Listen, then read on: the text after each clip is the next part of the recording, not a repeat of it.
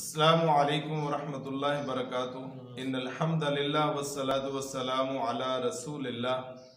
उम्मीद है आप सब खैरियत से होंगे। अल्लाह ताला हम सब का हामी और नासिर हो। दीन और दुनिया चैनल की तरफ से आपको खुश आमदीद। एक थोड़े से वक्फे के बाद हमारी आज फिर मुलाकात है आलमी शोहरत याफ्ता आमिल जो आलम दीन भी हैं और साथ साथ आमिल भी हैं कारी मोहम्मद अशरफ रब्बानी साहब से। जादू के हवाले से हम बहुत कुछ हम सीख चुके हैं और लोगों के अल्हम्दुलिल्लाह कमेंट्स भी अच्छी आए हैं और मज़ीद उसके बारे में वो जानना चाह रहे हैं। तो हमने उन दोस्तों अहबाब की ख्वाहिश पर और इस ज़रूरत के पेश नज़र कि ये हम सब की ज़रूरत है, एक दफ़ा फिर खिदमत हासिल की है आलमी शोहरत याफ्ता कारी मोहम्मद अशरफ रब्बानी साहब से। अस्सलाम वालेकुम रहमतुल्लाह जी।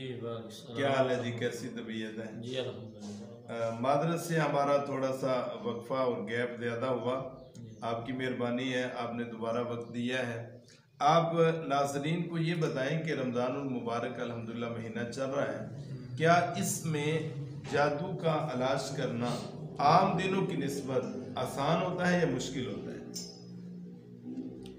अहमदुहु व सल्ली अला रसूलिहिल करीम अम्मा बाद। औज़ु बिल्लाहि समीइल अलीम मिनश शैतानिर रजीम। बिस्मिल्लाहिर रहमानिर रहीम।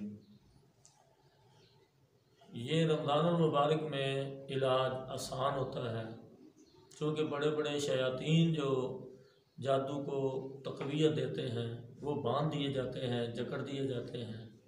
तो इसलिए एक रूहानियत का चारों तरफ चर्चा होता है, रूहानियत गालिब होती है और शैतानियत मगलूब होती है। तो इसलिए ये आसान हो जाता है क्योंकि इसमें अल्लाह की रहमत के, अल्लाह की जन्नत के दरवाज़े खोल दिए जाते हैं और जहन्नम के दरवाज़े बंद कर दिए जाते हैं। यानी अल्लाह का गुस्सा जो होता है वो ठंडा होता है। तो इस लिहाज से ख़ुद भी लोग रोज़े में भी बड़ी रूहानियत होती है और कुरान की तिलावत भी खुद फिर ये मरीज़ शुरू कर देता है। तो इसलिए उधर से जो हमारा अमल होता है वो फिर मज़ीद यानी डबल सपोर्ट मिल जाती है, एक मरीज़ के अपने रूहानी माहौल की और एक हमारे अमल की। तो बाकी अल्लाह यानी आपके कहने का मतलब उस हदीस के मुताबिक जिसमें रसूलुल्लाह सल्लल्लाहु अलैहि वसल्लम ने फरमाया कि सुलसिलतिश शयातीन, शयातीन को जकड़ दिया जाता है, वो मुरिदतिल जिन और जिन्नात को बांध दिया जाता है। चूँकि ये दो ही तो चीज़ें हैं जो शयातीन जो होते हैं ये हमें सीधे रास्ते से हटाते हैं और जिन्नात जो है वो इस तरह की तकलीफें देते हैं। तो आपके कहने का मतलब ये हुआ कि शयातीन भी बांध दिए गए और जिन्नात भी जकड़ दिए गए। तो अब इलाज करना आम दिनों की निस्बत आसान हो जाता है।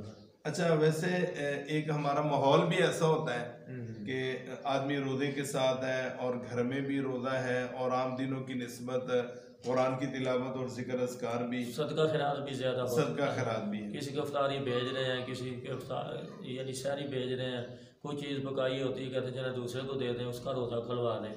तो इसमें ये सदका का बहुत ज़्यादा इसमें इसका भी कुछ ना कुछ असर पड़ता है उस पर सदक़े का। अगर कोई आदमी सदका तो क्या बीमारी में कुछ फायदा दे? जी, इन्ना सदका तुदफिउल बला। अच्छा, यकीनन सदका जो है वो बलाओं, ज़ाहिर बात है वो बलाओं को टालता है और ये भी एक आज़माइश और बला ही है। जी, बल्कि हदीस में भी आता है कि अपने मरीजों का इलाज जो है सदक़े से करो। अच्छा। तो जब आदमी सदका निकालता है इलाज पर भी तो वो खर्च करता है ना पैसे। बिल्कुल ऐसा ही है। वो समझो उसने अपने इलाज का सदका निकाला है, लाखों रुपया दे देता है। हाँ जी।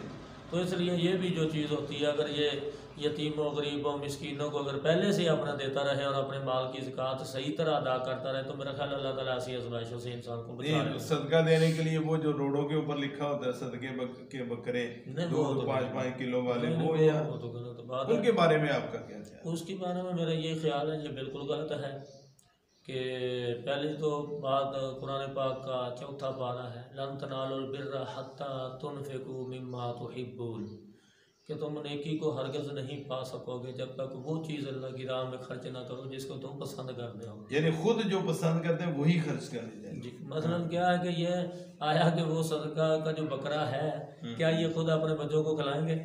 हाँ बिल्कुल, ये ज़्यादती है ये मदरसे के बच्चों को। हालांकि वो सबसे बेहतरीन इंसानों में है इंसान जिनको हम ये बकरा जाके मदरसे में खिलाते हैं। अच्छा अच्छा, कि खैर तेरी बात है वो तो है ना, बावुदू और खैरुकुम मन तअल्लमल कुरान व अल्लमहु, ये हमने नहीं कहा, किसी ने नहीं कहा, ये इमाम कायनात जनाब मुहम्मदुर रसूलुल्लाह सल्लल्लाहु अलैहि वसल्लम ने फरमाया कि तुम में से बेहतरीन वो लोग हैं जो कुरान सीखते हैं और सिखाते हैं। अब उनको हम ये बकरा देते हैं, कभी आपने कोई किसी से रिश्तेदारी करनी हो, बच्ची का ससुराल आए, क्या कभी हमने ऐसा बकरा उनके सामने रखेंगे? अच्छा, एक फिर ये भी मसला है एक कि मैं हम वो हदीस- देकर ना हाँ। हम मुतमईन हो जाते हैं सदका कर दिया। मैं एक और भी हदीस भी आपको सुनाता हूँ और दूसरी वजह इसकी बताता हूँ कि काला बकरा क्यों देते हैं। हदीस है, रसूलुल्लाह सल्लल्लाहु अलैहि वसल्लम ने फरमाया, ला युमिनु अहदुकुम हत्ता युहिब्बा li अखी मा युहिब्बु li नफ्सिही, अल्लाह, कि तुम्हारा उतनी देर तक मोमिन हो ही नहीं सकता जब तक अपने भाई के लिए वही चीज़ पसंद ना करे जो अपने लिए पसंद करता है। जी जी, तो तीसरा ये जो मैंने आपको कहा था कि ये काला बकरा क्यों देते हैं, कि जिन्नात खुद ये इस चीज़ की ऑफर कर दें कि उनको काला और सुर्ख कलर ये दो बड़े पसंद होते हैं। इसकी वजह क्या है? बस वो आप ही नजर आएंगे तो काले कुत्ते की शक्ल ज्यादातर अपनाते हैं और काले जिन्नात। हाँ, काले सांप की शक्ल को ज्यादा देखा वो होगा जिसे आपने। नाग कहते हैं, काला नाग। जी, अजदहा जिसको बोलते अच्छा हैं। अच्छा अच्छा, तो वो फिर शक्लें ये ज्यादा, और जिसने काले कपड़े औरत ने ज्यादा पहने हों, वो गुजरे कब्रिस्तान से या इनके पास से तो ये उन पर भी आशिक हो जाते हैं। जो सुर्ख रंग के कपड़े जिसने शोख कलर के पहने हों, उस पर भी ये हो जाते हैं। ये काफ़ी ऐसे मामला उनको फिर ये तकलीफें देते हैं। ये तकलीफें देते हैं। अच्छा अच्छा अच्छा, जैसे मर्दों में बाज़ मर्दों की कुछ नफ्सियात होती है कि कोई कुछ होती है, अलग अलग है। अलग अलग है, कोई किसी चीज़ अच्छा, वो सदके के हवाले से कुरान पाक में इस तरह भी है, वलस्तुम बिआखिदी, कि तुम खुद उसको लेते नहीं, ले नहीं सकते और देते तुम हो, यानी लेना पसंद नहीं करते उसको। जैसे आपने फरमाया कि वो बकरा खुद खाने के लिए तैयार नहीं और अपने दूसरों बच्चों को के लिए वो खिलाते। नफरत देखेंगे कि ये तो बीमार कर देगा, और जो सबसे बेहतरीन अल्लाह की मखलूक के लोग हैं हम उनको देते हैं। ये है जो सबसे घटिया चीज़ है। तो फिर वो बलाएं कैसे टलेंगी, वो आजमाइशें कैसे टलेंगी? देते हालांकि किसी का ऑपरेशन होना होता है तो तब वो कहते हैं जी वो बकरा दे दो सदके का, बिल्कुल ऐसे हालांकि ऐसे वो वाकयात हैं। कितना सीरियस मरीज होता है और उसके लिए आप दे तो बेहतरीन लोगों को रहे हैं, लेकिन वो बेहतरीन लोगों को चीज़ कौन सी दे रहे हैं? हल्की, जो अल्लाह के यहाँ घटिया। बेहतरीन है। तो जब अल्लाह को चीज़ आदमी को देता है तो फिर अल्लाह को राज़ी करने के लिए तो बेहतरीन चीज़ देनी चाहिए। वो हजरत अबू तलहा रज़ी अल्लाह ताला अन्हु ने यही कहा था कि मेरी जितनी जायदाद है, ये बाग जो मस्जिद नबवी के साथ, ये मुझे ये सबसे ज्यादा पसंद है। मैं ये अल्लाह उस के हदीस के मुताबिक जो आपने सुनाई है, तो यही बात समझ में आती है कि जो सबसे अच्छी चीज है वो देनी चाहिए दूसरों। यानी हमारी हर जगह पे निजतों पे जो होता है ना,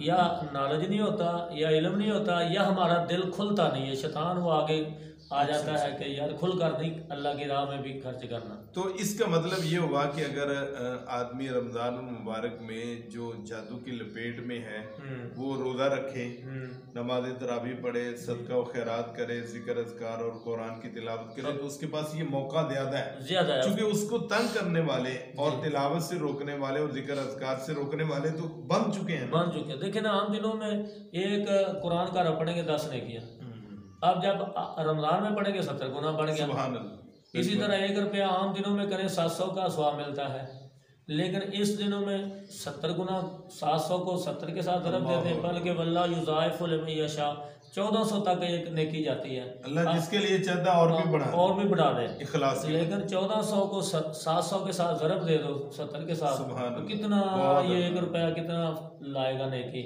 इसी तरह ये रोज़े में अल्लाह ताला का वादा, मैं पिछले गुनाह माफ़ कर देता हूँ।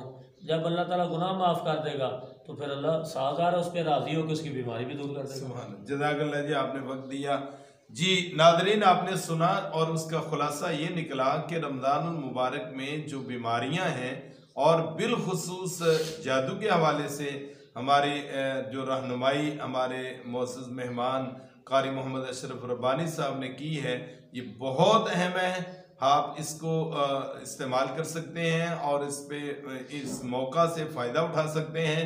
मेरी ये गुजारिश है कि अगर कोई आदमी जादू की लपेट में है या किसी और बीमारी में है तो इसको गनीमत जाने, इस माहौल से फ़ायदा उठाएं। अल्लाह की रहमत है कि अल्लाह ताला ने रमज़ान मुबारक एक बार फिर हमें नसीब फरमाया है। इसमें एक माहौल होता है सहरी का, इफ्तारी का, जिक्र अज़कार का, कुरान मजीद की तिलावत का करने का और नमाज तरावी में सुनने का। तो आइए अज़म कीजिए इस नीयत और इरादे के साथ। वैसे भी हदीस में आता है, रसूलुल्लाह सल्लल्लाहु अलैहि वसल्लम ने फरमाया, अना इंद ज़न्नि अब्दी बी, मैं अपने बंदे के गुमान के मुताबिक होता हूँ। मेरे बारे में जो गुमान करता है मैं वही कर देता हूँ। अल्लाह से अच्छा गुमान कीजिए। अल्लाह से आप सौदा भी कर सकते हैं कि अल्लाह मैं कुरान पढ़ूंगा मेरी बीमारी खत्म कर दे, रोजे रखूंगा मेरी बीमारी खत्म कर दे, तरावी पढ़ूंगा मेरी बीमारी खत्म कर दे। हम शुक्रिया अदा करते हैं हमारे मौजूद मेहमान कारी मोहम्मद अशरफ रब्बानी साहब, जो आलमी शोहरत याफ्ता और कई अंदाज से एक लंबे अरसे से इस काम से मुंसलिक हैं और इस काम में माहिर हैं। अल्लाह ताला मेरा और आपका हामी नासिर हो। अल्लाह हमारे बीमारों को सेहत अता फरमाए और कुरान और सुन्नत से इलाज करने और करवाने की तौफीक अता फरमाए। अस्सलाम वालेकुम रहमतुल्लाहि व बरकातहू।